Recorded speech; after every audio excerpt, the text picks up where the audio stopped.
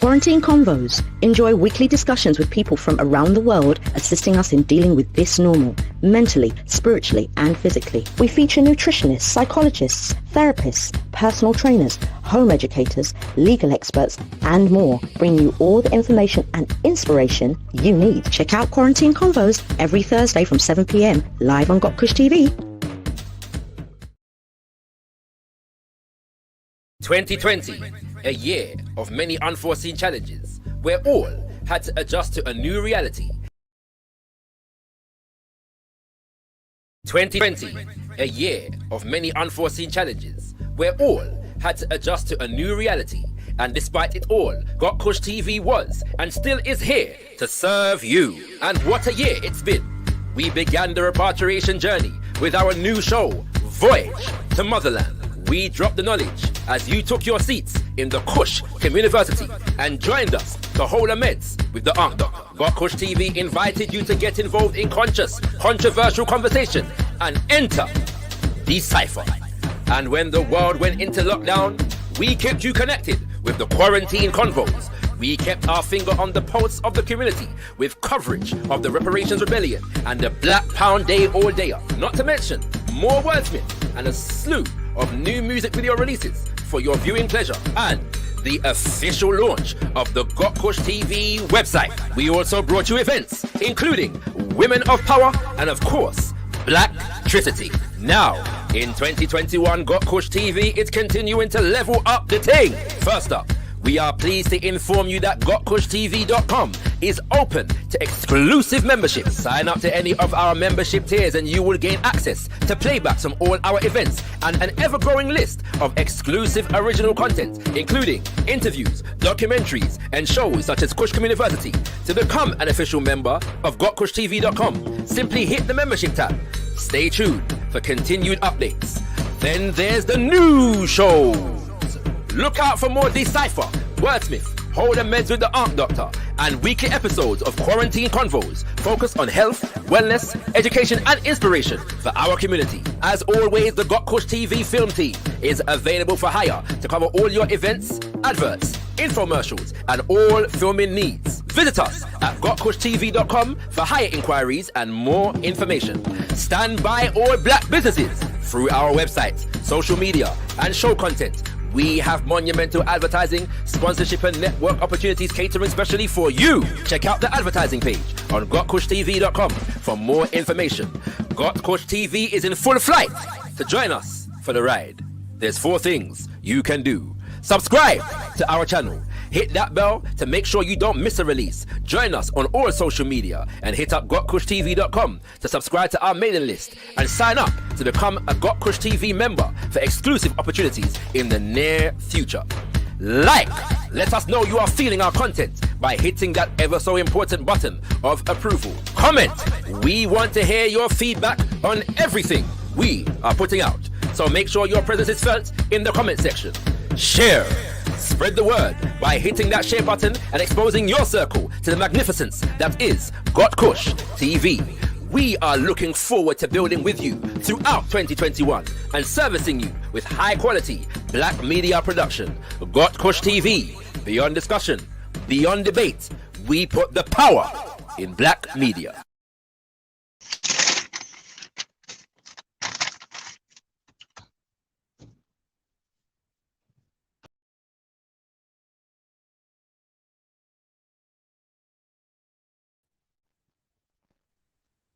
Can you hear me?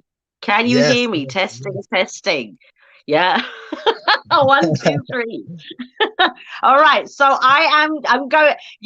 Have you been privy to my guest? So I am going to remove him at the moment and share with you the day and the week that we've had. So give me a second. I'm waiting for the surprises. So, good evening, everyone. Good evening. So I am a woman in the fort this evening and for the next few weeks. So bear with me if the technicals are not up to par, as they would be. But we are learning and we are growing. Yeah. So enjoy the time that we have together. So I just wanted to say thank you all for whoever's in the chat right now. So, do like, share and subscribe. And remember to join the mailing list. Yeah. So we weren't here last week. We took a little break. And we are back this week, and I've got a few things that I want to share this week with you.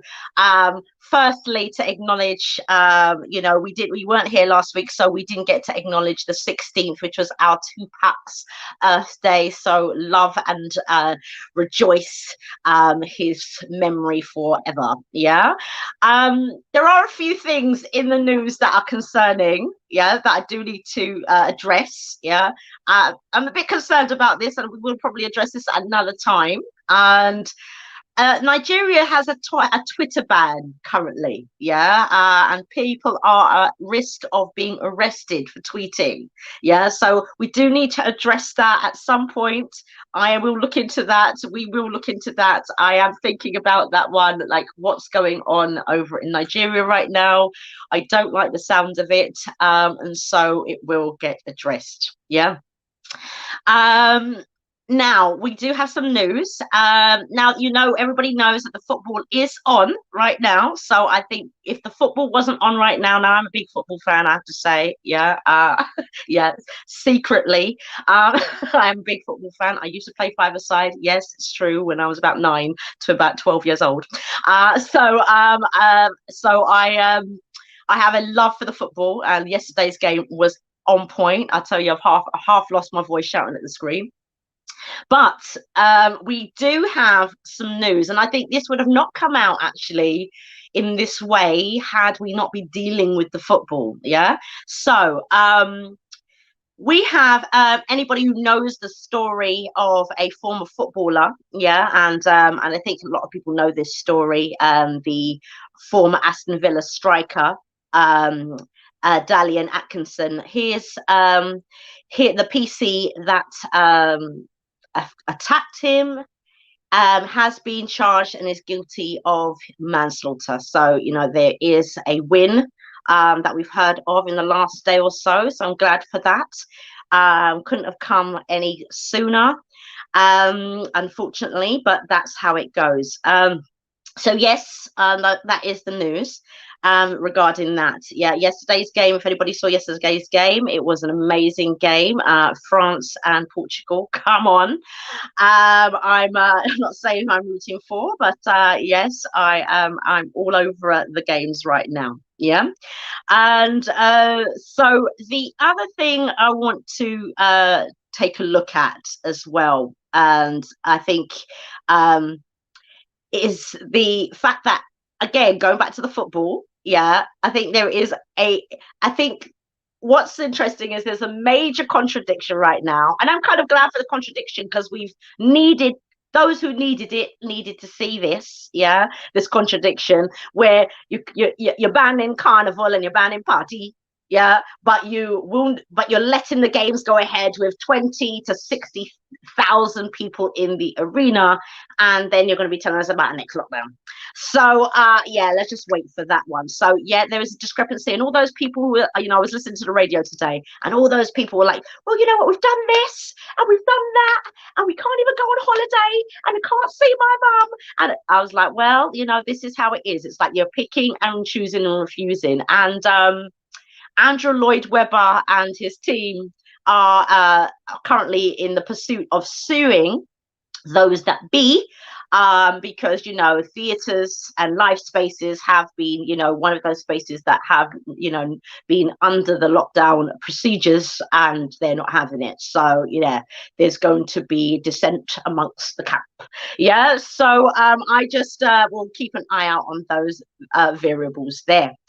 Well, we have a lovely guest this evening. I won't tell you too much about him just yet, but he goes by the name of EaziHerbs. Yeah, and I found a proverb for tonight, and the proverb being, and if you can hear me, yeah, if my stream goes out, don't worry, I'm still here. And the proverb I found was, education is learning a lot about how little you know. Yeah, and this gentleman here, I don't know even how I came across him. I just came across him randomly on Instagram, and I saw him, you know, breaking down some real knowledge on the street, and I thought, wow, you know, this is great. This is the kind of thing I love. I love to see raw, you know, raw information, raw communication. You know, I don't, you know, sometimes it's, you know, it's all well and good, you know, when you do things, you know, in a way which is also, you know, very nicely packaged, but sometimes you just need the raw and hard facts and truth, and this brother is all of those things. Yeah, he's also known, I heard someone say, one of the young men in his camp at one point call him the hood scientist. I thought that was very fitting, so so I name him the hood scientist this evening. So I'll tell you a little bit about him. And he goes by the name of EaziHerbs, and he grew up living a street life when 6 years ago he woke to the search of his identity, researching ancient African philosophy, and took a DNA test 2 years ago to find out his African ancestry. He is known by some as the hood scientist for his study in African philosophy, science, and herbal medicine. He's been a vegan for the last 6 years, making and selling his own sea moss locally in East London. And he has key areas of study, our mind-body connection, as well as microbiome and microorganisms that live inside of us. EaziHerbs has his own up-and-coming clothing line, as well as his YouTube channel to educate and wake up the masses. The clothing line will be released soon, so hold tight for that. And he obviously, again, going back to his science and African philosophy, in which he likes to break these things down on his YouTube. And he also has recently become part of the Forever Family team. So perhaps we'll get a chance to speak about that this evening as well. So without further ado, family, I will add our guest this evening, EaziHerbs, to the stream. Hey, good evening. Yeah. Bear with me, folks. Bear with me. Yeah, man. So, yes, thank you for coming. Yeah, I've been watching your stuff for a little while now, and I'll be like, yes. Yeah, I try. Yourself. I've done a little intro there, but you know, I don't want to spoil it for the people then. So, by all means, yeah, tell us a little bit about yourself, how your journey started. So let's start from, you know, the how. Well, for me, it was like just like growing up in areas that's got a lot of bad influence. So I was like a person I was a young guy, kind of went down the wrong path, and the road life started from there. Forest Gate, that's where I'm born, went school to London School, so that's E6 as well. So Newham was my homeland, and I never left the country as well, so born and raised there. And then, yeah, just been open to negativity in the streets and everything that kind of influenced me and kind of word me into the roads and all that. So I got yeah, so I've been through the thick of it, to tell you the truth. Not to be proud of it, but yeah, but yeah, so growing up now, just asking questions. Me coming to the awakening, or the know thyself, I will call it, it got to a point in my life where that basically the street life weren't going nowhere. There weren't no progress in there. It was just forward, and then 10 steps back. You see what I'm saying? And then a lot of things that I was observing was going around me. I was trying to understand why and what. And especially if I'm from the background of the West Indies. My mom's Bajan and my dad is Jamaican. I was trying to make sense of a lot of things, you know what I mean? So that's when I went into the African spirituality, or trying to find out my roots. So asking my questions to my mum. My mum only knows so much, and I wasn't really introduced to my family's, my dad's side, until later on in life. Yeah. So yeah, I just went into the lane. That's when I just started thinking that I need to start searching. So when I started searching, I started jumping on the YouTube, start looking at I jumped on the Hebrew Israelites, because their energy of how they stand and they preach out on the streets. I was thinking like, yeah, this is something serious, like. And they went into the Bible. I wasn't really feeling the Bible, but the way that they were militant and they were out on the roads and they were communicating with the people, I thought, yeah, let me check these guys out. You know what I mean? Because that type of wrath or that type of passion I only see in the street life. You see it? So I was already connected to it because I come from the street life. So that was more of a connection of different type of connection, because they were trying to preach. Even when they were preaching kind of craziness, they were still trying to do good, righteousness. You know what I mean? When I was on the streets, I was doing nothing but badness. So I was keen. So I wanted to understand the Hebrew Israelites, and then I went into the YouTube and started watching them and understanding where they're getting their philosophy in that from. And then that kind of brought me to the lane of looking in other places and shapes and forms of like African spirituality. And then yeah, so I salute to certain platforms like Sarnetta TV and conscious community platforms in London as well, COE as well when I went. Yeah, so there's a lot of platforms that influence my search, I would say. And yeah, I jumped into the books. I got into buying a loads of books and all the African spirituality books, philosophy books and everything. And then I just kind of created a ideology, and then went into a lane of myself. And that's when I jumped into this science and this understanding the body and the science behind that. And that's when I jumped into the veganism. And I wouldn't cast myself as vegan, but to the outside people I'll be labeled as vegan.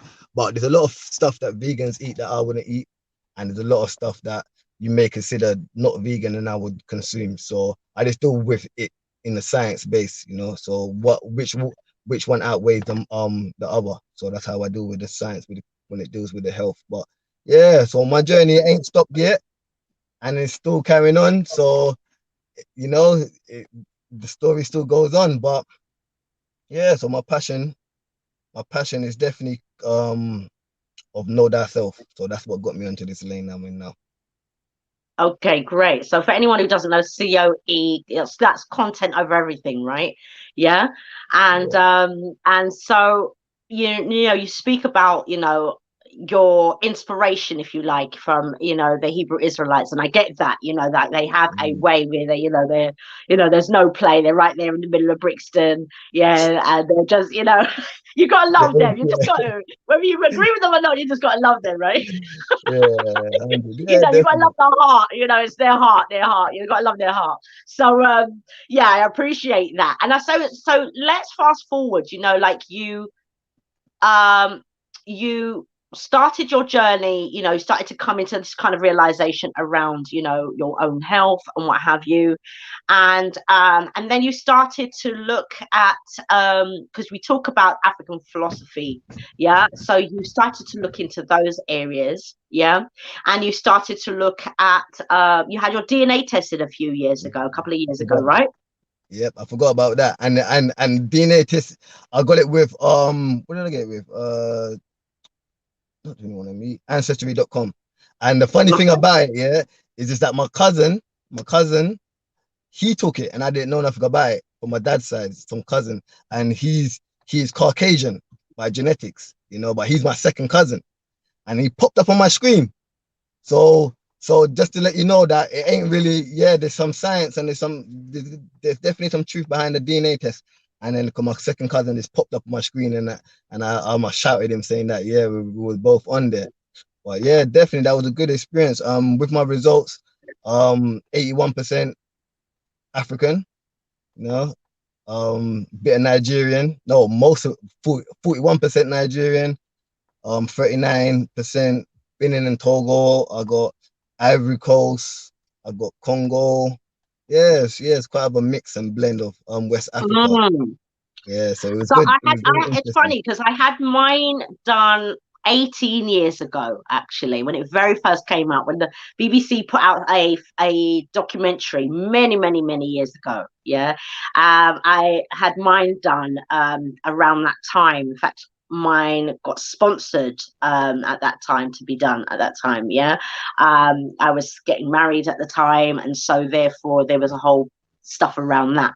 And I remember, I don't know how it was for you, but I remember what that felt like, just that waiting and that anticipation in knowing. I mean, I know we know, yeah, like Yeah, from a theory point of view, from a education point of view, even from a cultural point of view, from our family's point of view, but there are parts missing, and we know there's parts missing. Yeah. And I did it with a different company. So remember mine came up Mauritania, Senegal, and it came up okay. with the tribes, the Berbers, Saudi, Wow. Morocco. Yeah. So, you could see it in the facial Yeah, structure. Yeah. So I recognized those things. I already knew on my father's side was Ghana. Yeah, I already knew okay. that. We knew our name. Yeah, our great grandfather's names. Yeah, but I didn't know my mother's mitochondrial DNA at that point. Yeah, and she had talked very briefly about Nigerian heritage, but we didn't realize, that there was how much of it was like Niger region. And so Okay. there was a sense, I don't know how it was for you, but I remember there was a sense, a lot of people would say, well, you don't need to do that. And there was this argument, I remember at the time, and people said, well, you shouldn't have to do that and what have you. And I thought, well, I think it's definitely a personal choice. That's the first thing. Yeah, And I just remember that sense of knowing. And I have this a little plaque up in the house, and then the children can always see. Yeah. yeah. And right now my children are in the middle of geography, so I homeschool my children. They're learning, the 55 states of Africa, right? And I'm making my son do a rap. Yeah, so he's got to write a rap and learn it. And and now you can connect it. It's not just that's a Mm, piece of information.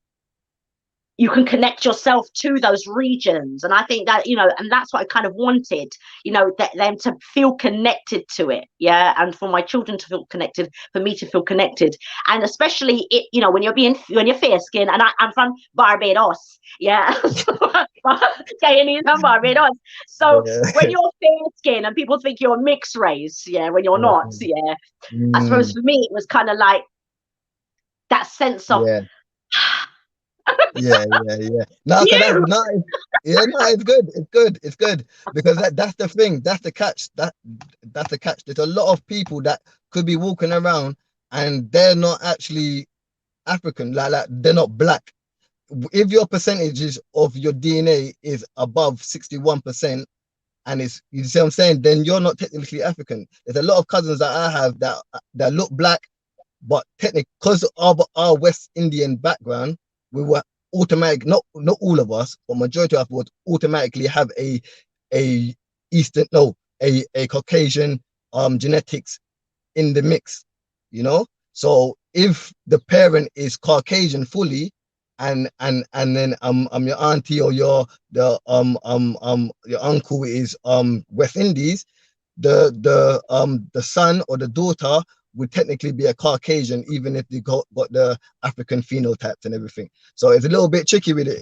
It would definitely hurt people's feelings, but science is science. It's not there for it, you know what I mean? So yeah, it's awakening. But with the DNA test that I got, I do need to search more because it just showed me the region. you know, because you know that Yeah. within that region you got more tribes, and I want to know Pacific. But that's why Yeah, I yeah, went I into think it the depends where you do your test, because I remember yeah. on my one, I've got like all the different tribes that I'm from, Okay. Hausa. So I've got all the Yeah. different tribes that I'm from as well. So it's kind of like Yeah. really, so now I recognize where the Moors are. I Yeah. can, the graphics, I can now see the geography of it all. Yeah. And Yes. how that ecosystem took place and where everything moved from. And I think it just, for me, can't speak for anyone else, but it just, I don't give my DNA away easily, understand? And I don't think Mm, any of us do. mm, Yeah. mm. Just as a general thing. But I think for me doing that at that time, 18 years ago, and somebody said, yeah, you know what? Yeah, it's probably not this, it's probably not that. But why I know that that was fairly accurate at the time, my ex-husband at the time, we were, when we were getting married, we traveled to South Africa. Yeah. And where we traveled to South Africa at the time, he had a look that he looked like he was directly from Mozambique. And if anyone has ever Okay. seen Umoja, yeah, the musical, yeah, he looked exactly like that. Yeah, same shape, neck, everything like that. Like he's a complete throwback. Yeah, and we were in South Africa at the time, and the people there said, "Oh, you look like you're from Mozambique." Yeah. Now at this point we hadn't had our results. We were traveling, so we hadn't had our results back. And when he got his results back, it came back. Mine was dotted all over, and his came back in only 2 places. Yeah, and his was Kenya and Mozambique. Yeah. Wow. So I Yeah. recognized like that was another moment, like, wow, Yeah. that was Yeah. really kind of like clear, like glass. Yeah. Crazy. Yeah, man. So It's a imagine you beautiful just feeling. look like those people. Because people Yeah. often say to me, I would be interested to maybe do my father's, because often people say, oh, are you Somalian, etc., etc. There's Okay. definitely some other From East Africa. areas, that are there, and I Yeah. recognize that, and I've always had an interest from a young child, when it comes to like ancient, Kemet. Yeah. I mean, I was the child that was taking the books from the library at 10 years old and not giving them back. You understand? Yeah. Yeah. So On it. I Yeah. recognize that was, it's like the Akashic Yeah. records. You like, there's something within inside you, within yourself, right? That is there. So I recognize how I felt at that time and how the pieces of the puzzle came together. And even Yeah. Arabic as a language, it's a language that I love the sound of. Yeah, Okay. I've always just loved the sound of it. I love other languages, but it's always been Yeah. a language that I've just loved as a child. Yeah, so getting that some years later, 20 odd years later, and recognizing those things, it Yeah. just fit the pieces Yeah. of the puzzle for me Yeah. together. So yeah, I'm not advertising it. I just think it's a case of, if anybody is choosing to do that, it makes your geography, it just strengthens the geography of yourself. It can definitely make you understand, like, even up to behavioral patterns and knowing about, because even up to the fact that the West African region that I came from, the percentage of Nigeria and Benin and Togo, I went into the fact of buying those books about the wars that were going on in there, like the Kingdom of Dahomey and the Yorubas, and know about the Benin Empire, and then understanding what regions, what was put onto the slave ship and what depot they got laid at. And then Right, that's right. when it started You making can sense. start to see your journey. You start to see your Yes. journey. Your And yeah, you do.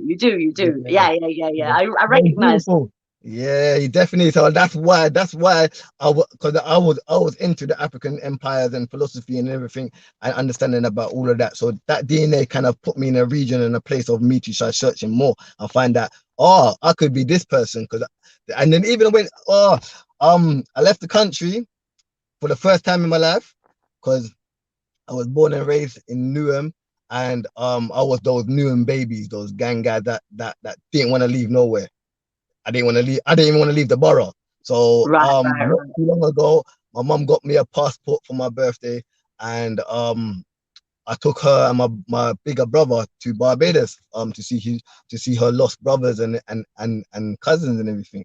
And I went to the museum in there, and then I started looking for like just speaking to the lady that was running it, trying to ask her questions, and she was very woke as well. And I was trying to look for the archives of the people and the surnames and where the surnames came from and what plantation or whatnot.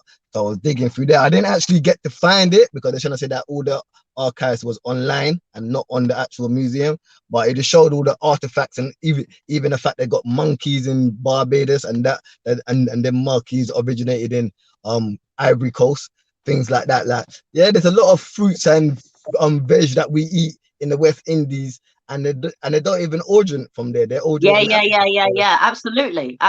I mean, a lot of it, well, we talk about, remember with ground provision, was literally given to us just to keep the slaves, if you like, stabilize them and build them up. It had nothing to do with sustenance. So, and then hence why when we're taking these things now and we're not in the same conditions, we're getting high levels of starch, which those high levels of starch will turn into sugar, which then will turn into diabetes. We make the link because we're still eating. A lot of us are still eating those foods, and we're eating them at a rate as if to say, we need it in the same way for the same reasons. You understand what I'm saying? So, it is a balance of things. And, no one's saying we have to eat a Caucasian diet, but we have to think about, putting some fruit and veg on the plate. You understand what I'm saying? And some green leaves out here. No, we're definitely there's a lot of food that considered as a African dish that is not actually an African dish, even up to like yam and things like that. There was like, if you do your research, you find out they kind of was brought there by the Europeans. So a lot of, and cassava and all them things there. And then the science, you have to deal with the science, because the science will automatically tell you that these are the wrong starches for one. So you shouldn't be eating it from one, regardless, whoever brought it to you.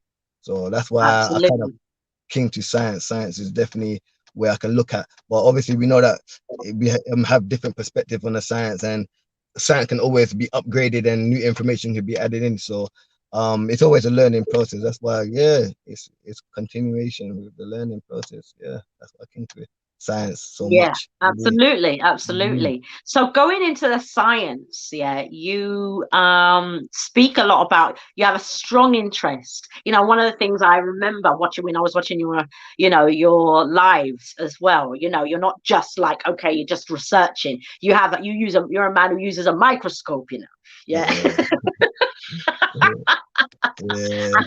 And I just thought, wow, that's amazing. That's the kind of thing that you want to see. You want to, people think that it's not accessible. They, it's for someone else. It's for, a different type of person. And I really love that, because when I see, like, not just yourself, but the young people around you, that are learning from you. I can hear it in their dialogue. And they're getting a lot of juice, if you like, from the conversation that you're having. And that's, I want to be able to see more young people and more people, in from different demographics, being able to, access, the same information that anyone else would, and have a microscope. Just because you come from the street life doesn't mean to say you can't invest a little money into a microscope. You understand?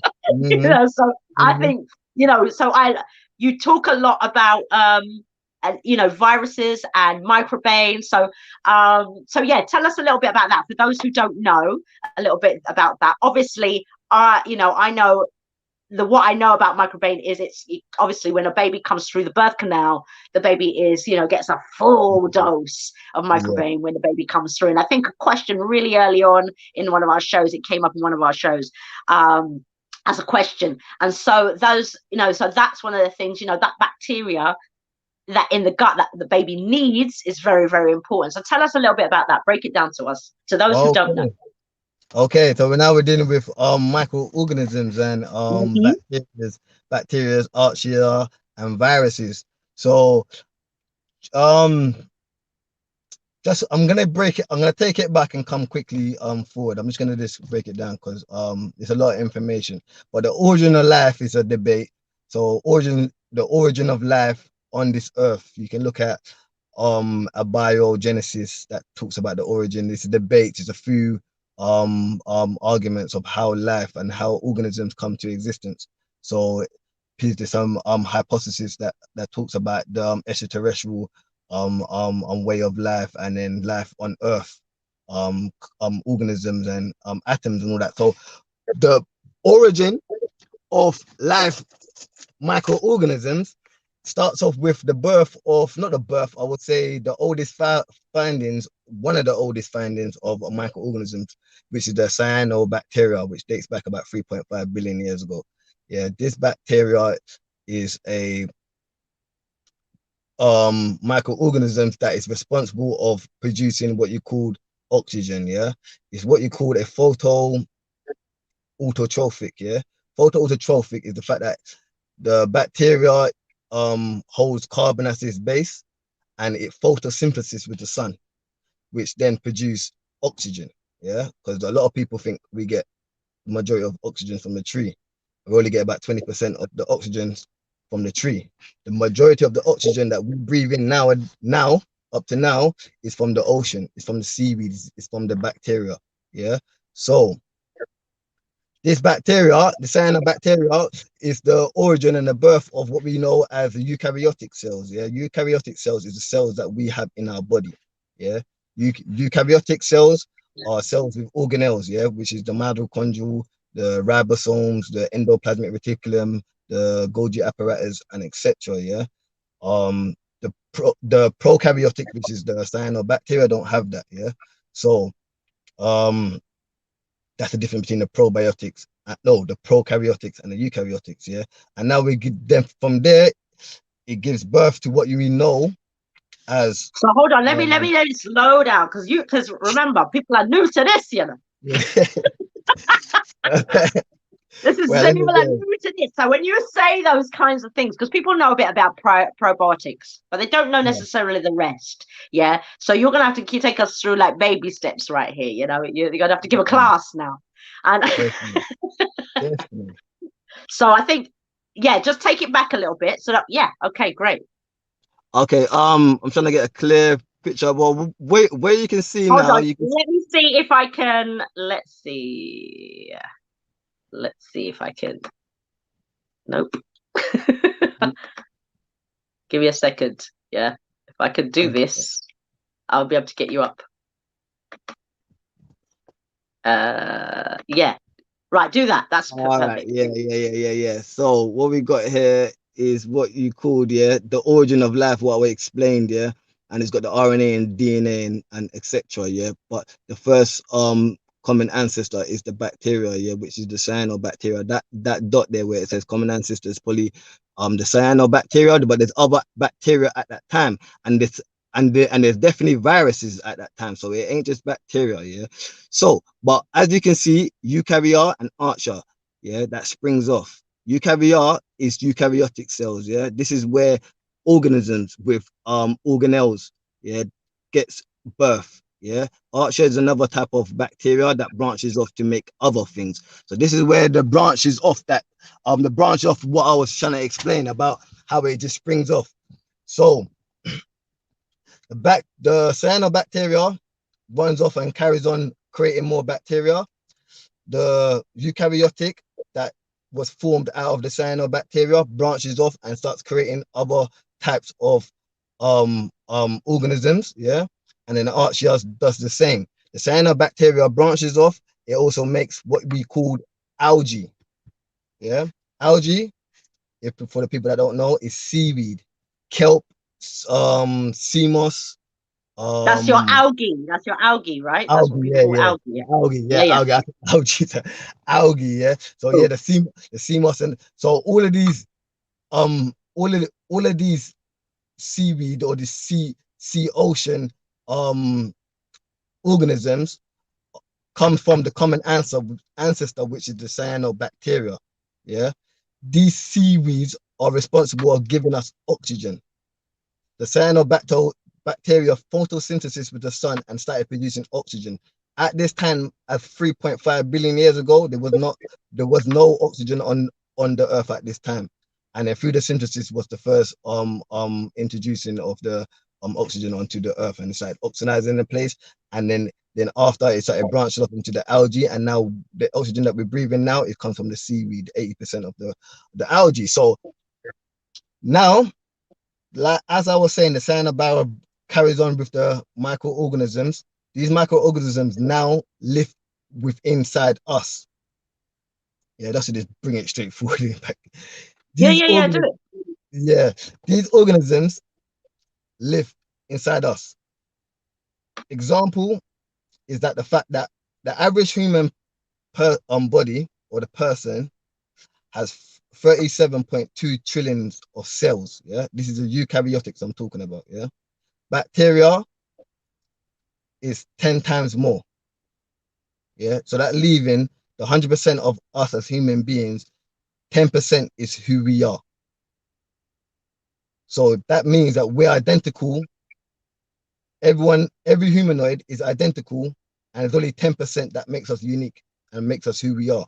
We're all identical because of the microorganisms that we all have together. Yeah, and then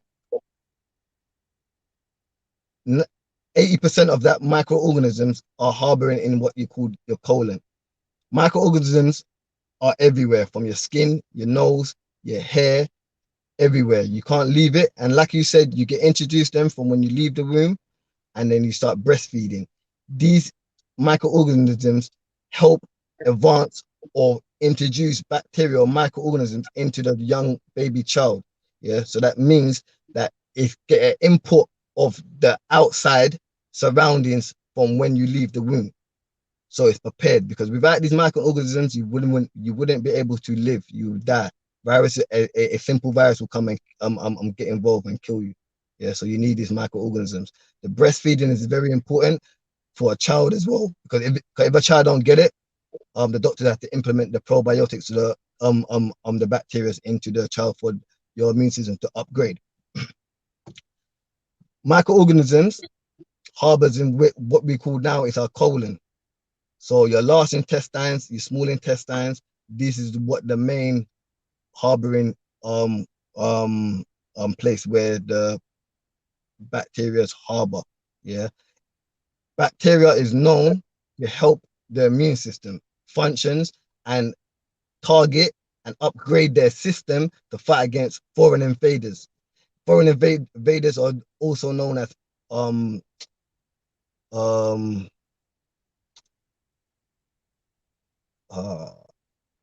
they say bad bacteria. I was gonna use a science word, but it didn't pop to my head. So bad bacteria. So it gives you alertness for the immune system to identify which one's the foreign invader, so it can wipe it out.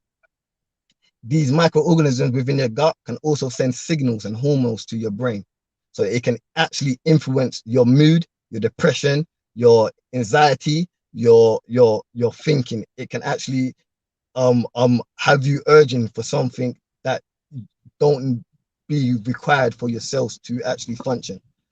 This is why that microorganisms is your first dietary. You have to understand microorganisms to live a healthy or a dietary life. If you don't understand the microorganisms, you could be feeding the bad bacteria, which will take control and send the happy signals, which is serotonin. 90% of the serotonin is produced in your colon.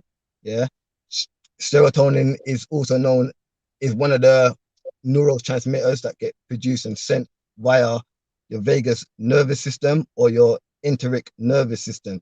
These systems and these gateways sends these messages all the way to your what you call your brainstem. Your brainstem acknowledges these signals, and then with your midbrain, it sends it to your frontal lobe, and which decides what food that your body needs. So if the pathogen bacteria is in control of your colon, it'll be sending signals, drug signals to your brain, asking your brain to feed him. And then this is how the health and the understanding of how probiotics and bacteria influence your dietary. That's just a little brush up. I can go in more if you got any questions. That's kind of like the breakdown. That's just a little part, but I just want to hear if you understand. Yeah, I mean, so what about, where do people start in terms of like what can they do? Yeah. How does it impact you? Yeah, in your daily life. Yeah. And what can people do to make sure that they've got the right bacteria inside of them? Okay. For one, the best place to start to implement um these healthy bacteria is, for one, you have to do a detox. You need to flush out your system. You have to do your research, for one, because without the research of a healthy diet, you won't know what's going to help you or not anyway. So you have to do your research on healthy diet. I wouldn't suggest veganism is for everyone, but I would suggest it for me. So I would not eat, because now if you deal with meats now, even if you like it or not, science says that it actually um destroys and attacks the good bacteria in your colon, and it feeds and breeds the bad bacteria in the colon. So whether you like it or not, that's what it does. Bad diets also do the same and feeds the pathogens in your colon. So you have to do your research and find out what type of dietary that you want to implement in your body before you even decide of how you can implement these bacteria. Because even if so, you introduce these probiotics into your colon, you could be feeding the pathogens, and the pathogens will outweigh the good bacteria and will have control of your body. These bacteria influence your mood, your thoughts, and in control of your immune system. And yeah, so it's definitely, and it's more, and it goes in more. It goes in more.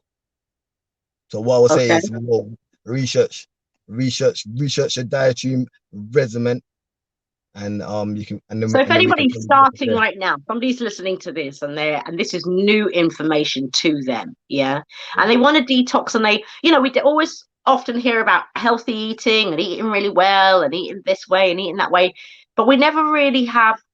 What I really like about the work that you do is that, is your study on bacteria and the importance of healthy bacteria, because everybody thinks, okay, bacteria, and so they're not aware of what is good and what is not. Why have a probiotic? Why not? Can how our bodies change hormonally, our pH balance changes Yeah. regularly, Yeah. but we but for people who are new to this information, what suggestions, tips would you give them, practical tips that they could start doing? Well, I always say the practical tips that will you should start doing is going on the internet, um, research the bacteria itself, find out the food that breeds them, and find out the food that kills them, and eliminate the bad foods out your diet. That's for one. It's breeding them. I can name many foods that help breed them, and you can even introduce them to your dietary, because even up to fermented food like yogurts, um raisins, dry fruits, raisins, and that, they're all introduced, and even up to kombucha, which is fermented drink, brews and everything, that introduce these live organisms to your body. Um or you can jump into actually consuming probiotics.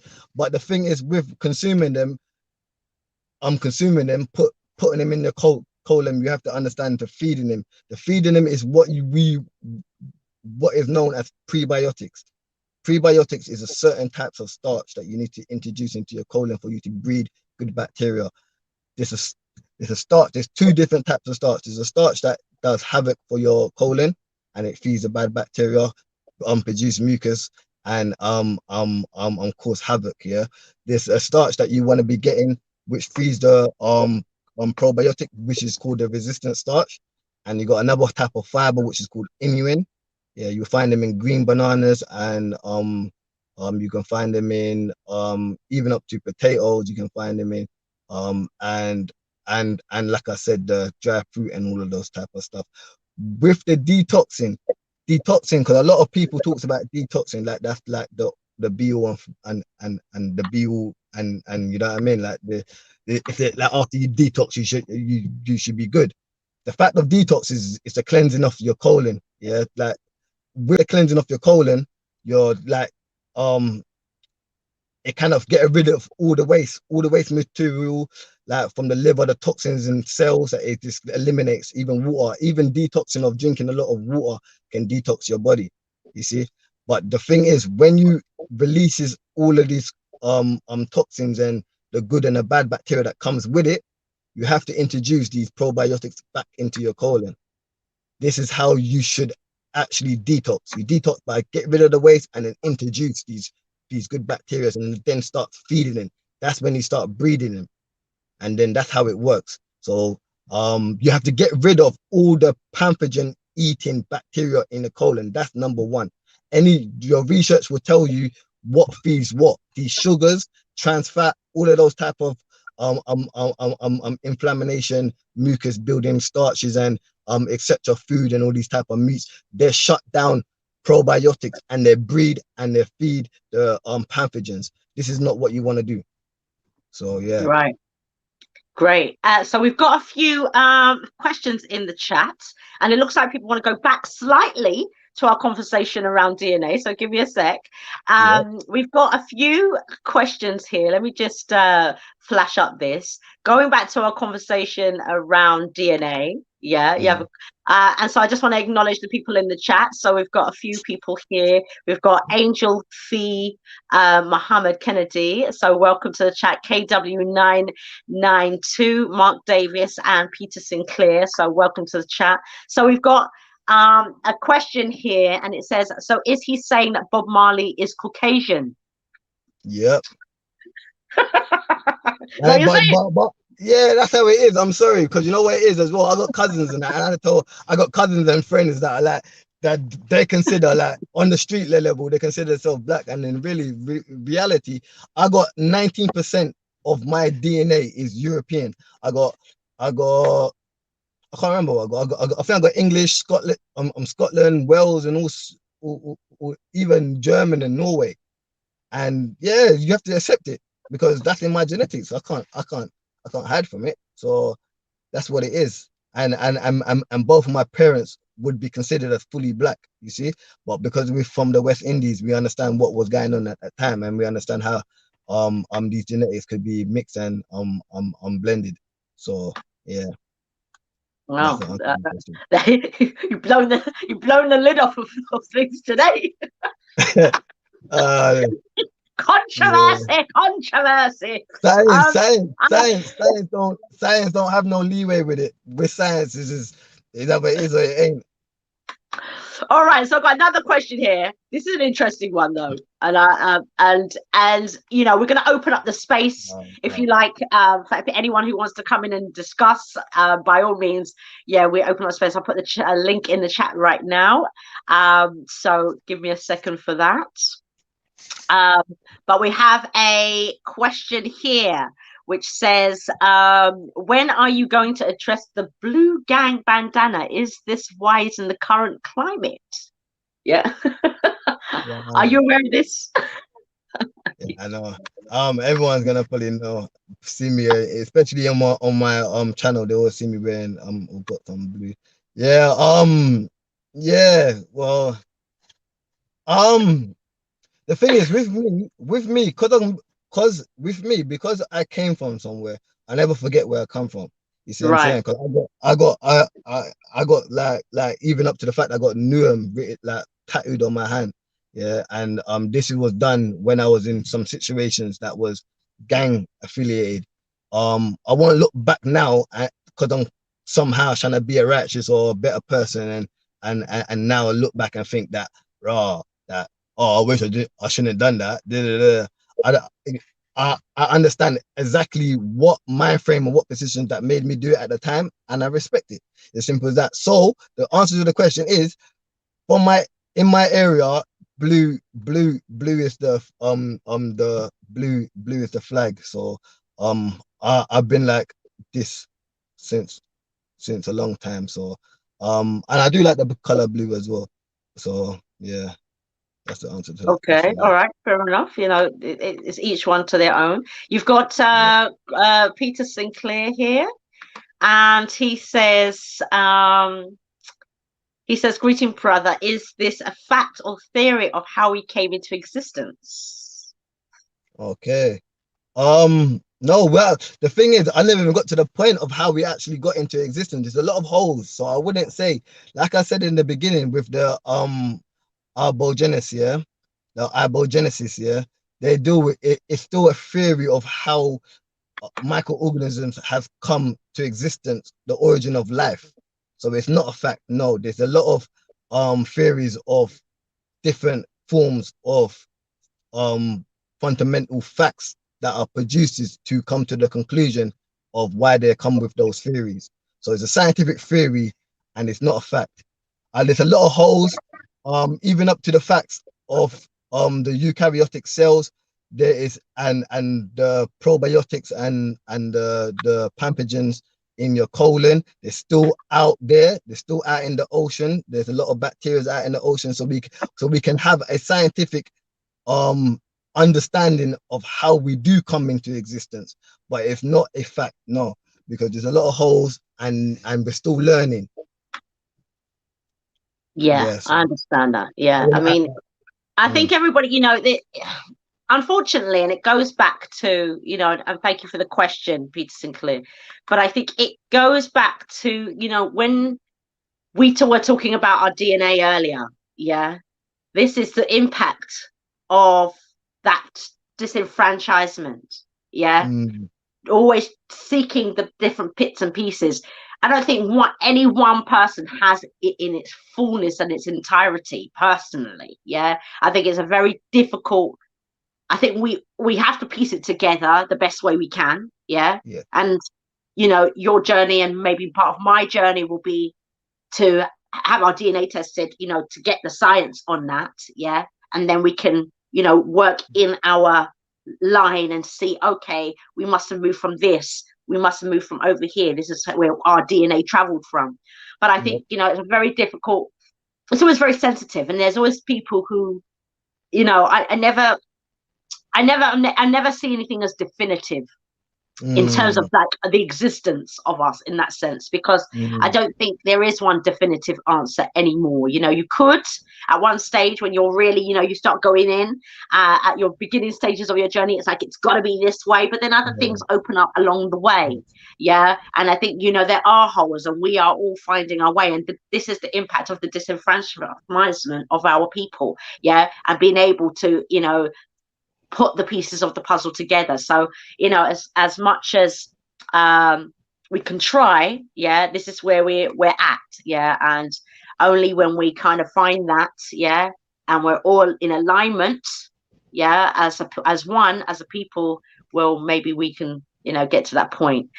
Just to say, shout out to Annabelle Rastrill, yeah, so fire signs in the chat there. Yeah. Thank you. If you want to join the chat, the links are in the chat. It's in a couple of times there for you. So if you do want to, you know, let us know, come into the discussion, don't be shy. Yeah. We have so I'll flash it up for anybody who wants to see. Yeah, just go ahead, you know, come into the chat. You know, it's always good to have a full discussion. Yeah, we're not that scary. And so Carol Endaga says the ignorance of people, yeah, of everything that was said, that's all that was taken from the convo. Yeah, how we support our Black people. Yeah, and I think that's what it comes down to at the end of the day, if I can interpret that right, is, you know, there's a lot of ups and downs in terms of what we say, how things are said, who believes what, which path is exact, right, and correct. You know, where do we move forward from here? How do we move forward? And the work that you're doing, when I look at the work that you're doing here, especially amongst young people who wouldn't necessarily tap into, you know, they're not going to go, some young people are not going to go and buy a book. Some young people are not going to go sit in a seminar. They're just not going to do it. Yeah. So somebody like you bridges the gap for them to, you know, young people are very tapped in and they're very much awake. Yeah. They know something innately is wrong. Yeah, they really do. Yeah, especially during these times that we're in, the awakening, is, epidemic proportion. Yeah. And it's in our interest to tap into them with the different paths that we can. And, your path is going to be your path, the way in which you do it. And mine is going to be different. I'm my areas in the area of childbirth, amongst other things, and relationships and families. And so we're going to do our work in the way that we can as a community. We've got I definitely want to say something though, because sure. about this health thing. With this health and this microorganism, let me just try to break it down as quick as possible. With this cyanobacteria, it branches off into what you know as algae. Like I said, the seaweed, yeah, the sea moss, yeah, and it also branches off into what we call the plant life, as we know, because it comes from the green algae or the algae, yeah, and then it also branches off into what you call the fungi. So we need to utilize everything that this cyanobacteria has produced for our advantage. Fungi is one powerful food or a supplement that you can utilize to fight against foreign invaders like viruses. And also the seaweed is a powerful tool that you can use in your dietary to fight against viruses. And as we know, the herbs. So I'm just giving you a breakdown of what our origin is branching off, and is creating remedies and supplements that we can utilize to stay alive. This is what I'm talking about. And yeah, so you got, with the fungi, you got fungi like cordyceps or the lion mane and the turkey tail mushrooms. The turkey tail mushrooms would eradicate any type of viruses. Yeah. So if anyone worried about the COVID-19, you need to introduce turkey tail mushrooms. If you want to build and strengthen your neurons, you want to deal with lion mane. And if you want to be equipped with your energy, you want to deal with cordyceps. And then we all know about that the algae. You got the kelp, you got the spirulina, you got the chlorella, you got the sea moss with the 92 minerals. This ocean is the key for our existence. Our ocean has got new coming bacteria that might even, or viruses that might arose from the earth, to the ocean and actually attack us. So COVID-19 ain't the only virus that we might have to be prepared for. So we have to utilize these types of microorganisms for our advantages to fight against a fight that has been going on since 3.5 billion years ago. These microorganisms have been going war, and we have to utilize them to fight against this war. The war don't stop, and it's called natural selection. So yeah, let's go. All right. So I saw your passion there, bro. You went in. I got them verses. No, it's good. That's what it's important. It's like, you're alive, yeah, and the fire is there, and it's important. A lot of people, kind of wishy-washy about the thing. You get me? It's like, and I think that's important to be able to say it with, with your chest. Yeah. Dr. Sankova says, bless up. So what's an example of what you would eat throughout the day? Wow, that's powerful. That's exactly what. So I'm going to break down how you use these microorganisms and what you eat to feed them and everything. Yeah. So what I do, I wake up in the morning. What I do, I drink. This is what I would do. I will have a sea moss bottle. I always got sea moss. I drink sea moss every day. Yeah. So I would take my sea moss bottle with water. Yeah. I will leave it out for it to be not cold, mild. You don't want to be drinking cold water when you wake up in the morning, because cold water kind of restrict your blood circulation. Yeah, so you want to keep it warm, so when you drink it, it just runs through your body. Yeah. So the first thing I wake up, drink sea moss. I don't eat nothing. No. Yeah, I drink sea moss, and then I would run straight to my probiotics. I use a probiotics that has 50 billion microorganisms. The probiotic that you want to be looking for is Bifidobacterium lactobacillus, and it's an acidos philosophy or whatever. That's pronounced wrong. Yeah. So I got you, bro. I got you. Yeah. So these are the three types of names that you want to be looking for when you're looking for your probiotics. But then another catch to it is, for one, you have to make sure that you have slow releasing capsules within those probiotics as well. Slow releasing capsules, because once you shuck it into your stomach and it gets into your stomach acid, your stomach lining produces hydrochloric acid that if the capsules open up in your stomach acid, it will kill it. exterminate all the probiotics. So you'd be taking capsules, yeah, and then you wouldn't be using the probiotics. You'd just be thinking that you are, yeah. So that's why you have to use it first thing in the morning. You drink the sea moss, alkaline or neutralize your stomach acid.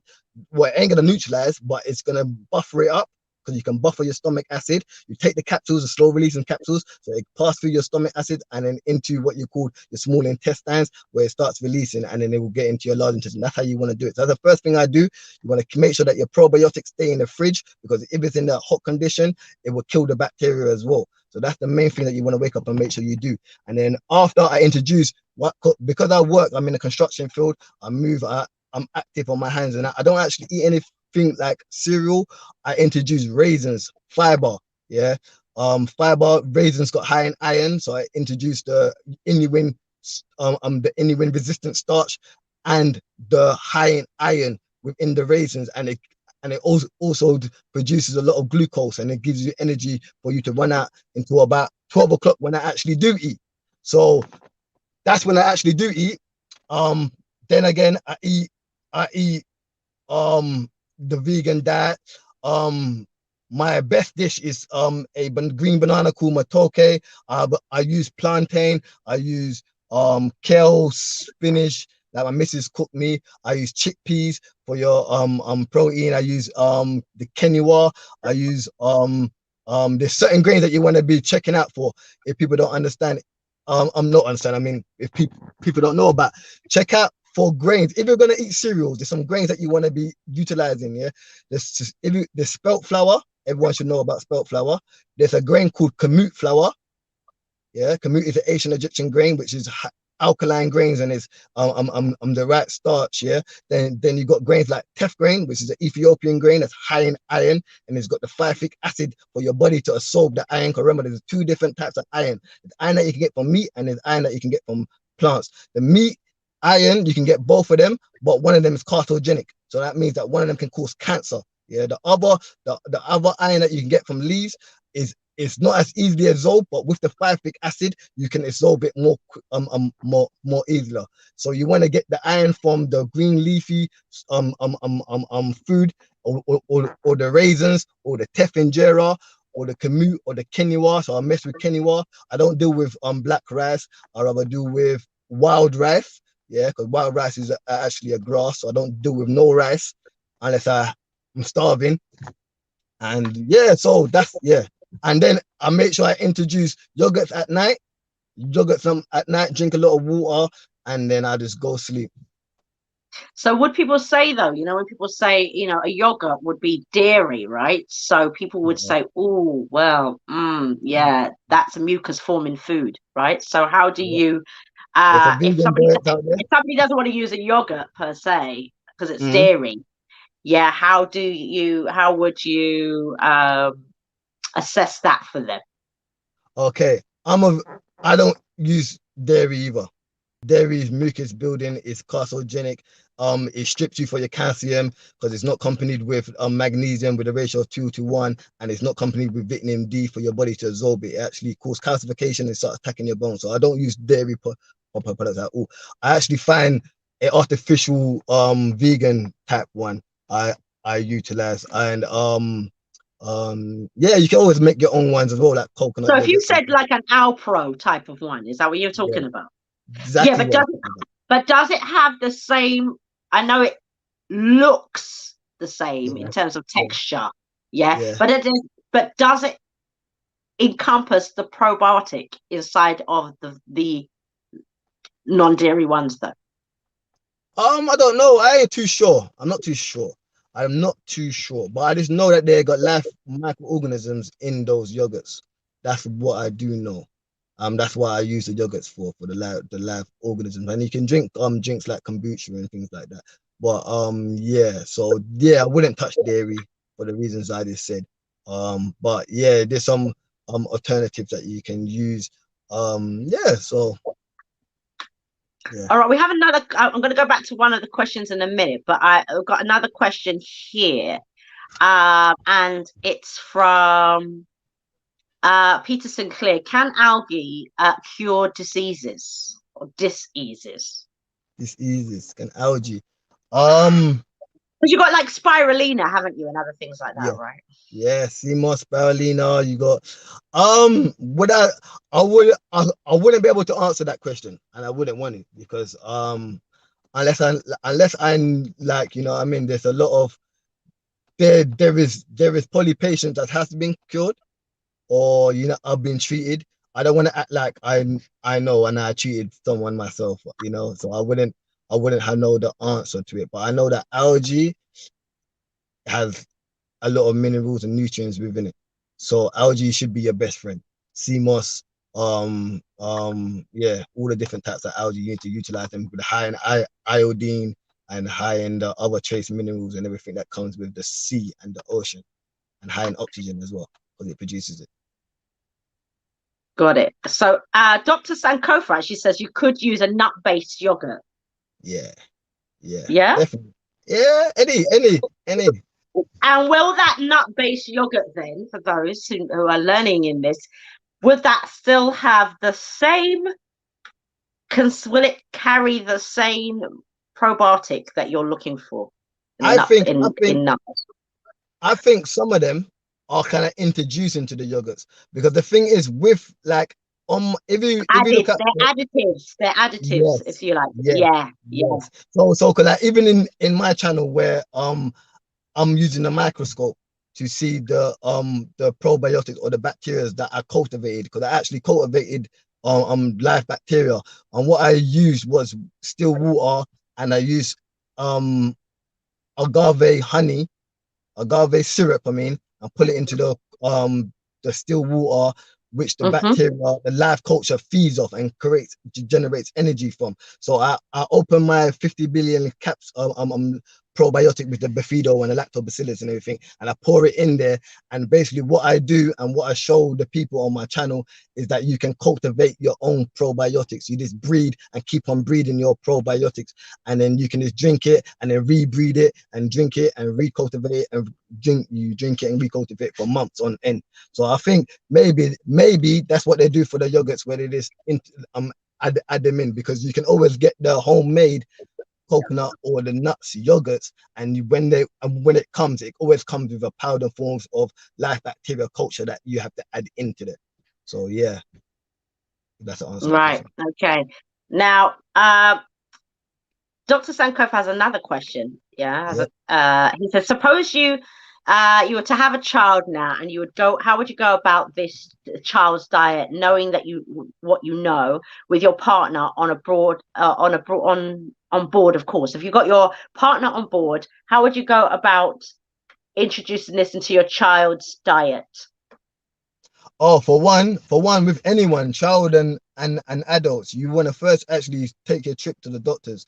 You need to find a blood type, you need to find your mineral analysis, you need to find your allergy analysis, you need to find all those type of things, because even introducing certain foods that you think is veganism and going to be good for you, your blood type and your genetics might not be utilizing these elements and these nutrients in the right way. They might actually be attacking your body. You see what I'm saying? So you have to be understanding, and a lot of allergies are symptomatic, which don't show no symptoms. So you definitely need to go to the doctors before you do it, especially when it comes to a child anyway. Because adults you can take that risk in it, but kids you don't really want to and then we do have to go back to genetics again to find out exactly what we are kin to in our genetics when it comes to dietary regimen. Yeah, so that's the first step with all of that. But the research is another. But you need to have those concrete facts before you start doing anything. You have to have the concrete fact, because at the end of the day, what I could be talking about is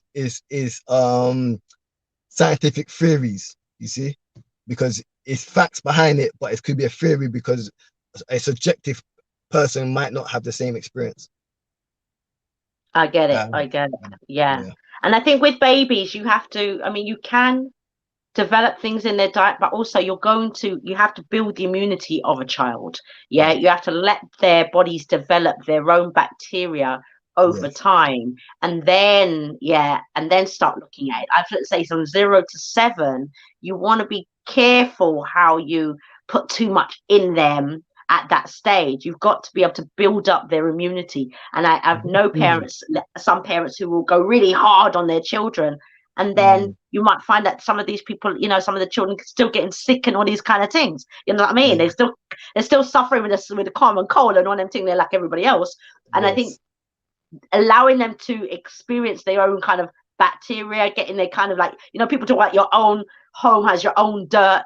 Yeah. Even when you're even if you're a pregnant woman, they say, you know, like when they talk about home birth is cleaner than your hospital. Yeah, because you have your own bacteria in that in your home setting. You understand what I'm saying? So you have your own germs. Your germs know you. You understand what I'm saying? So we have to build up that level of immunity. We have to be careful when it comes to small ones as well. You know, you take their time, but from about 7 onwards, you know, with my children, I'm quite, you know, I'm easier on them until they're about 7, and then when they're about 7, that's when I go a little bit harder on. Okay, now that your body is, you know, it's got some development. Yeah, I can see where the immunity, can see what you've got, what you haven't got, what affects you more. That's when I kind of go in hard. But I think that's just how I work with my children anyway. But breastfeeding is very good to implement from great stuff. 0 to about 3. Absolutely. Yeah, that is it. You're going to get so much out of that. So, you know, the antibodies, the microbiome, you're going to have all of those kinds of things come through. Yeah, you know, if you're as a parent, you know, the best thing to do is put it through, especially if you're, you know, you're creating children, is to do the things that you're talking about pre-conception. Yeah, you know, so that you have that healthy bacteria ready, so you have, you know, the right bacteria for when the baby comes through the birth canal, and you know, have strong microbiome for the baby when the baby comes out. And then when you're breastfeeding the baby, now you got that extra. So another question, hold on here. So we have another question here. Ringo 45. So we have a question here, and it says, bless up brother EaziHerbs, can you tell us the top 5 herbs we should be using in our diet? Sarsaparilla, which is high in iron. That herb there works magic. You got burdocks, you got dandelion. If you mix burdocks with dandelion, you know, you got the 92 minerals like you would have in sea moss. So definitely introduce that. And you know, the dandelion is a chelation as well, so it gets rid of helps the cells get rid of heavy metals and etc. So it's a blood purifier and all sorts, because you want to purify your blood and all that, detox and that. So dandelion and burdocks is very good. Sarsaparilla, and you got herbs. Well, you got many, depending on what area you got many. You got, depending on what area. If you want to deal with sexual drive or something, make sure that your reproductive system is donkey weed. You know what I mean? There's you know what I mean? There's a lot of there's one on the sexual reproductive systems as well, especially when it comes to the male.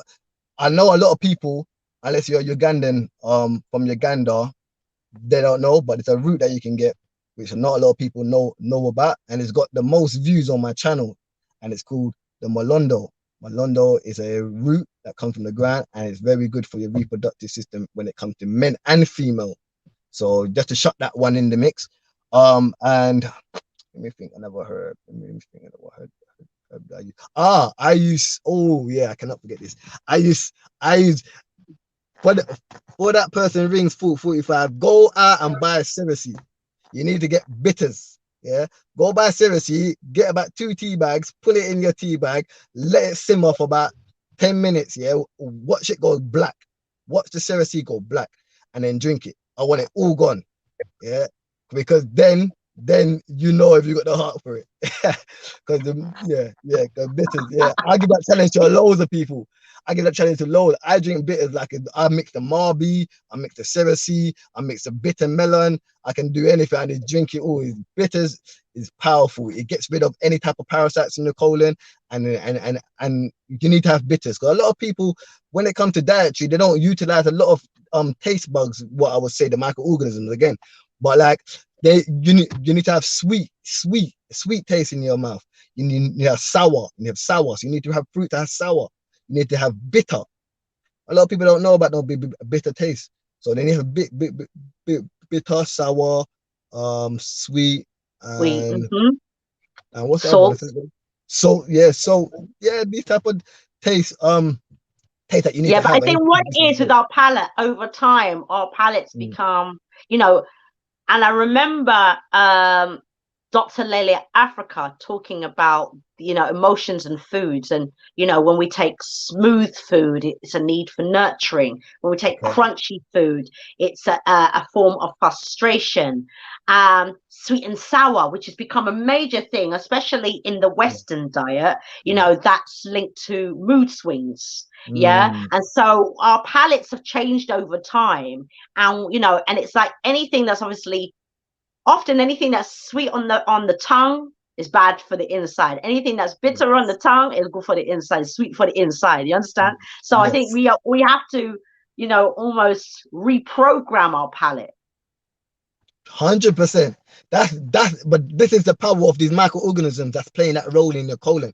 These are the microorganisms that's making you think like that. That's why a lot of people, when they buy McD's or they buy KFC, they eat their food because they're fiending for it. It's a drug. But these bad pathogens are sending those hormones, the serotonin and dopamine, straight into your brain and telling your brain that this is what you need. And when you consume these food, it goes straight down into your colon. Your pathogens eat off it, but your cells don't take nothing from it. That's why you feel so hungry and you want to eat it again, because the cells don't eat, or the good bacteria don't eat. Is your bad pathogen are sending a signal to your brain. You need to take control of your whole colon, because you're controlling it, your colon, and your body is not in control by you.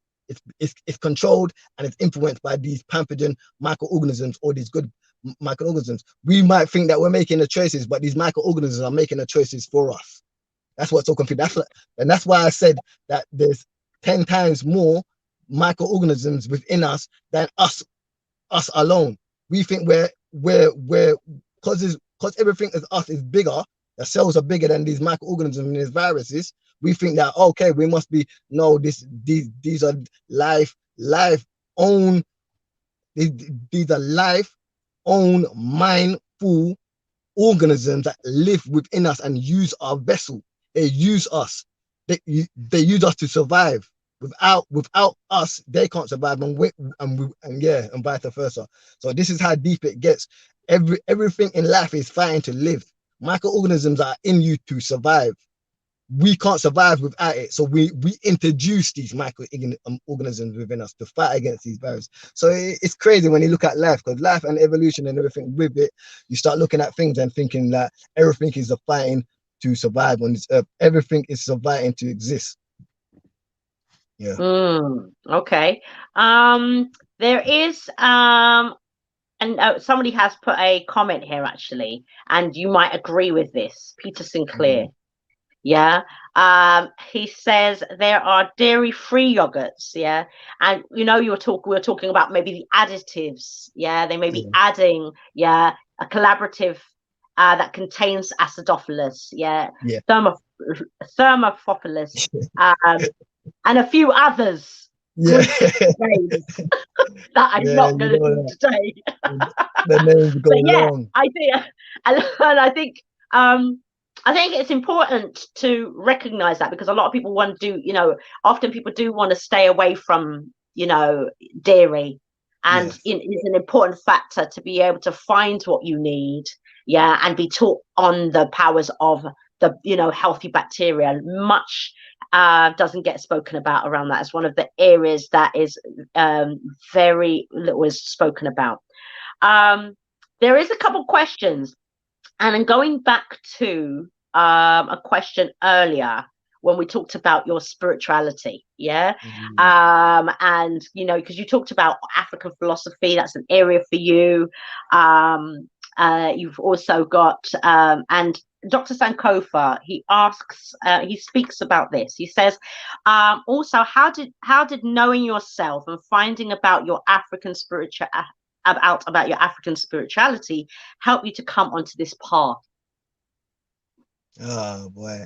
Oh man. How? By understanding, it made me understand why I was behaving a certain way. Why do I think a certain way? Why do I act a certain way? With history, you will find out where a lot of your angers come from. and and where it's been directed at and why it's been directed at. You know, so with the African past and spirituality, it kind of woken me into my actual enemy, because yeah because I don't, I was doing a lot of things backwards. Like for what I'm doing now is definitely is a whole turnover, because I was doing like I was doing what, like, for example, I was doing what the bloody the KKK would like to do. You see what I'm saying? You see, that's what gang life is about. Cause genocide to your own people. So with the knowing thyself and getting into and learning about Africa, that changed my whole perspective of life, and the way I look at my brothers and all that. Because I was in deep, and I'm still deep. I'm still deep in it, but it like, for example, like with the concept of ma'at and the balance, you know, trying to balance it out before you end up in the before you go to the walk the underworld with Asara and everything, and your weighing your heart against the feather and everything. I think something like things like that is what I'm trying to rebuild right now. This is me trying to rebuild from my crazy past. Yeah, So, experiences. Because yeah. you know, like we know, look, we can't ignore the facts, yeah, that you know there is a lot going on with young people right now, especially. And I heard, you know, something really quite concerning last week. They're really concerned about this summer, yeah, because of the nature of the amount of, you know, attacks that young people have had on each other, and how many young people have passed away through, you know, knife crime, yeah. And it's been, you know, quite, according to them, quite disproportionate, yeah, in the current, you know, with the current times we're in. And we can't I suppose ignore the fact that this time that we're in these here times, quarantine times, yeah, we can't ignore the fact that young people are going to feel the pressure of what's going on right now. Yeah, a lot of young people don't feel like that. You know, we know that a lot of young people have, let's say they were about to do their exams last year, and that all got, you know, kind of went upside down. You know, they had to then look at their exams in a different way, and their predicted grades. A lot of young people don't see a future for them because the, you know, industry is changing so much. People are working from home as opposed to now having the same jobs. We know that machines are taking over the job market out here. So, you know, a lot of young people do feel a concern for what their futures look like. Yeah. And so when you say, you know, you were talking about, oh, you know, you were the kind of person doing the kind of things that the KKK would want to be doing. Yeah. You know, I often, you know, I know the obvious conversation, the obvious thing is, okay, young people are scared of each other. Yeah. You know, I'll give you an example. The other day I went to the fun fair with my children, and my 11-year-old, he's quite small. So he looks about 10. Yeah. Maybe, well, I'll say he looks about 8, 9. Yeah. In stature. Yeah. And I saw a boy who went to his school. Now, my boy's homeschooled now. And I saw a boy who went to his school who's now a year or two older than him. Yeah. We walked past each other. Yeah. And my boy, you know, he is happy-go-lucky. He didn't even notice it at all. Yeah. I clock it. I clock when other boys watch my boys. I'm there. I'm on it. Yeah. And this boy was bending down and leaning forward and seeking to engage eye contact with my boy. Yeah. Now, my boy didn't know. He recognized him. He said, oh, yeah, he's such and such as brother. But he wasn't looking at him like that. My boy didn't really clock it. Yeah. That he was looking at him to get him to react to the look. Yeah. And I just, you know, and I've been with, my eldest is 21, and I've been with other young people and seen this kind of look at each other in a particular way, literally just set each other up for a situation.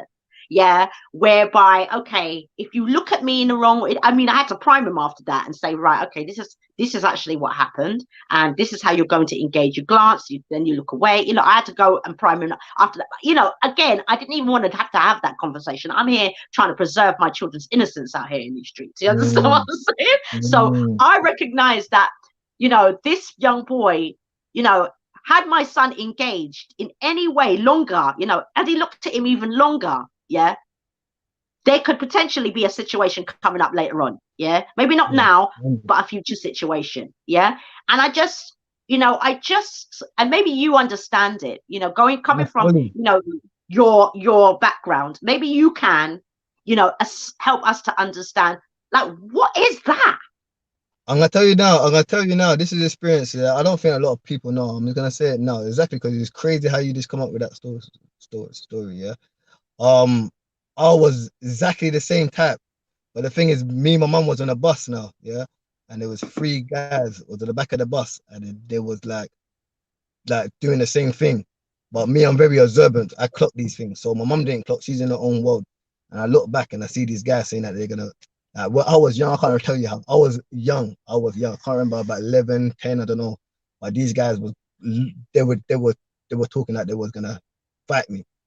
And then yeah, and exactly what you just said afterwards is exactly what happened. That guy obviously somehow one day down the line must have just walked down the wrong road, and then it was war for him. But things like that, it's a good thing that your son didn't like witness that, because that traumatized me. Yeah, that simple fact that I was with my mum. I'm small as well. I'm hella small. I'm 5'7". I stopped smoking at 18. Yeah. If I would have carried on smoking, I don't know.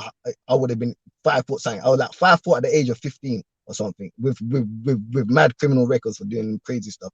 But the point that I was small, my mum's even smaller. So that traumatized me, because now I'm thinking now, like, I can't even go on a bus with my mum. You see? And then from there, it put a stigma, like the way I move, everything. Like if people around me, they will know how I move. You think, why that Easy move like that? It's because of experiences, you see.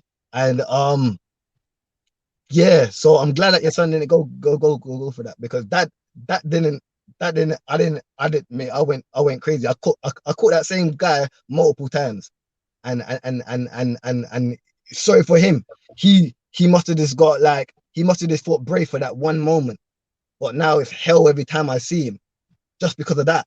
Like, even up to now, like, you know what I'm saying? It's crazy. Some kids don't think, but you don't understand that you just traumatized that boy for life, or for your stupid action, you thinking you're bad in front of the mumsies. Nah, that's why a lot of these situations, these crimes going on, like, there's stories behind them, and some of it is justified, and a lot of it is not justified. You see what I'm saying? But is you have to engage in their experience and understand their experience and know where they come from, because that traumatized me, knowing that a drama could have kicked off and my mum's there. That had me thinking, I can't slip again. I can't be with my mumsy again. Like, you see what I'm saying? So, and that was back then. I was probably about like 11, 8, 9 ago. And that's the way I was thinking. Every time my mum wanted to say, oh, let's go out, I'm like, first thing I'm thinking, no, if I catch this guy again. You see what I'm saying? Like, that's crazy. Kids are going through some crazy stuff. And if you ain't gone through it, then it's very hard to understand what they're going through and why they have to pick up a knife and all that, because that's traumatized me. I don't forget about that today. And if I see that boy there, like right now, I might be a little bit lenient and say that, boy, this guy's a clown, because he is a clown. But if I really had that harsh lifestyle heart that I had before, then that boy be getting hurt for something that he done when he was about 11 or 10 years old.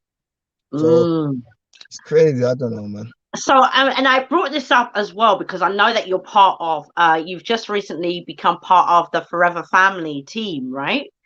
Yeah. That's right. And Yeah, yeah, definitely. and so tell us a little bit about that for those who don't know, or they're coming in from abroad and they don't know about the Forever Family. You're doing some fantastic work out here. So tell us a little bit about that and why you got involved in that yourself. Definitely. So Forever Family is an organization that is there for the community, you know, try to resolve issues any way or anyhow they can. You know, we can't, like, the organization can't work magic, you know what I mean? They ain't the police and everything. So they engage with the normal citizens of the community. So the mums, the fathers, the kids, the sons, and the adults as well, the gangs as well, you try to communicate with.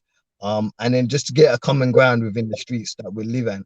So I was on the hunt for a movement like that, and for the people that running it, like Respect and everything. I was a hunt from when I went to Speaker's Corner to do my health.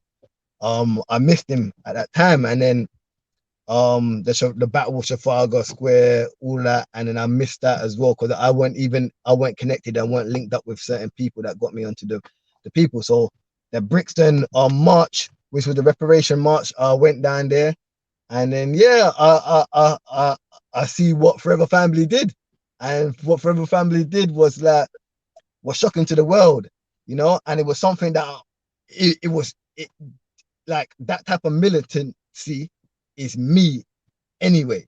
So it was just only natural and easy for me to just get drawn by it and be and then wanting to be a part of it. And another and for the fact that they're doing everything for the cause and the righteousness of the people and the community, regardless what race and what community. So I had to at least be some way somewhat a part of it. So and that's what and that's what I did. So and then speaking to Ras and went to his training and everything. I actually, yeah, I thought this is the place that I need to be. So yeah, and most of the stuff that Forever Family does in the fact of helping the community is something that I wanted to do anyway. So it's not that it's all natural to me. You see, when I hear what's going on in the community, it's natural for me to say, whoever's coming, I'm coming as well. Yeah, so that's me and Forever Family. Yeah. Yeah, and I really, I respect the role, that they're doing, about policing the police.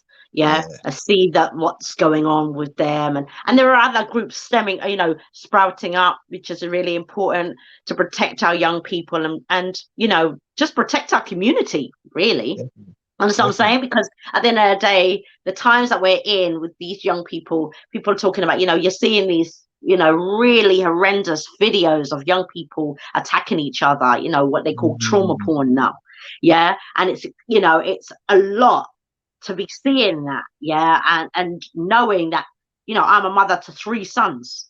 So I'm like, Right. I'm looking at this like this is the life Yeah. that they're gonna grow up inside of this. Yeah. So we Mm. appreciate, the work that you're doing and the people that you're moving with around that. So, yeah, just keeping up that work is fantastic. Yeah. So thank you. I Yeah. definitely try because I'm still busy and I still got like a family and I go work and all that. But I definitely do make an effort to try and put Easy on the map, you know. So I definitely be a part of that. I respect the whole movement. So yeah. Excellent. So we're going to wrap up now, and I just wanted Yeah. to there's a few things that people can, if people want to contact you, they can. Yeah. So it's a way in which they can communicate with you. So like if people want to get hold of you, they can get hold of you at EaziHerbs. Yeah. Yep. On Yep. Instagram. Yeah. You also have a Yep. YouTube channel, right? So Yep. is that EaziHerbs? Yep. Same thing. Yep. Exactly. Mhm. Spelled the same way. And I'm aware that you also you did say that you sell your sea moss locally. So if anybody wants to Yeah. get you down the Stratford end, yeah, Yeah. Exactly. Yeah. they New might and be able to yeah. able to do that with you, yeah, so that you Yeah. can have that going on. I know we've got another question in here. Hold on, I've just seen another question around fasting. But we might have to have you come on at a second time. Sorry about that, but we may have to have you come on at another time to do a second special. But yeah, I really appreciate you coming onto the show. I think, you know, the work that you've been doing is fantastic, and you know, I really want you to keep up doing the work as well. You do have a clothing line, you said, that's coming out very soon. Is that right? Yeah, just the logo. The logo, I'm wearing it because I definitely want to get into the mind frame of spending my money with either myself or my people, you know. So I thought, cause I used to be a very expensive buyer in shops like True Religion back in the day and all that, spending my money. But now I'm always spending my money on my stuff, that or my ideas and my inventions. So, but yeah, so yeah, EaziHerbs clothing will still be it's on the coming. But if people like it, they can buy it. Yeah, definitely. Shout Easy, and then you can get EaziHerbs top, definitely. So, well, thank you. I really, appreciate that. I know that the work is ongoing, and the journey is ongoing for you. So, you know, I want you to be able to, you know, keep us posted. Yeah, on what you're up to. Yeah, and you know, I'm sure we'll be able to get you on at another time, and arrange a second breakdown on, you know, the way in which to fast. Yeah, and ways in which to look after our bodies as well. So yeah, I appreciate the time that you've had. Thank you so much for coming on. And remember, you can get him at EaziHerbs, and that's on Instagram. Yeah, so don't forget that you can contact him there, everyone. Yeah, so that's important. All right, so I appreciate you. Give thanks for coming on, beloved brother. A long time, and I look forward to seeing you on one of your live streams very soon. All right, bless up. Thank you. All right, give thanks. Thank you. Okay, family, thank you so much for a fantastic show, and thank you for all your comments. Yeah, don't forget to, you know, like, share and subscribe to the show as well. And don't forget also, you know, that we have a mailing list as well that you can step into. So don't forget to sign up to the newsletter, on Got Kush TV as well. Yeah, so I want to thank you all for a fantastic evening, and remember, that, you know, the times that we're in, is really, really important for us to start taking on our health. Yeah, especially with the times, you know, we're looking at the health, the viruses. Yeah, we got the COVID and the, you know, and the vaccine and those kinds of things. Yeah, so yeah, please do engage in the conversations that we have here around our health, and take the advice as well. You know, I think we do have people coming on fairly regularly, and I don't want it to be a passive thing. You know, you've just listened to it, and you know, now you've gone about your daily business. You know, start to do the research. You know, this is an opportunity. What he shared tonight is an opportunity for you to engage in your own research, and make sure that you know, align yourselves to what your body is like. Know yourself, and know your body. Yeah, and I think that's really the key tonight that we've learned tonight. I hope that you have enjoyed the show, and remember, next week we will have a guest on, a sister called Ellie, and she again, going back to health, she deals with permaculture, lots of growing of food, and so do engage in that, share on the show, and share what we're about doing next week. All right, so I look forward to seeing you, and don't forget, you ain't got nothing if you ain't got Kush.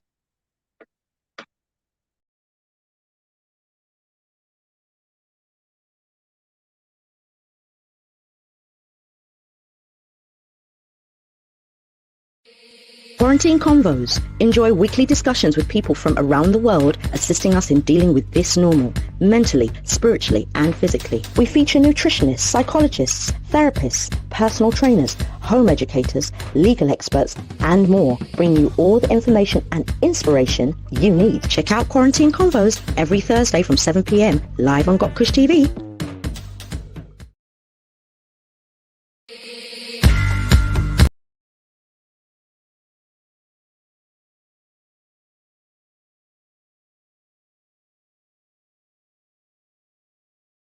2020, a year of many unforeseen challenges, where all had to adjust to a new reality.